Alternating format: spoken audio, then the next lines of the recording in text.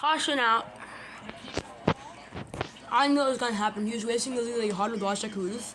Caruth had a run off of turn 4. They were side by side. He was side drifting. I knew in the corner one of them was gonna kill each other. As an analyst and racer for all these years, you start to see like what's coming. Yeah, I saw that coming from a mile away. That's 35 laps to go. That means people are going to have less patience than they did before.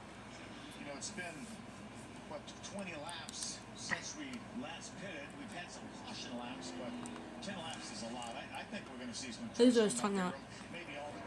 They were side by side going into turn 1, and I knew right there it hit him a little bit, and He didn't panic when it happened.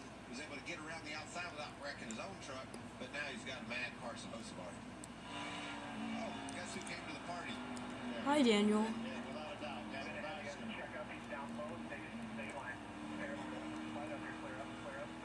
Thank you, Daniel, for carrying that on board every week. Welcome to Rockville. Welcome to Daniel's world.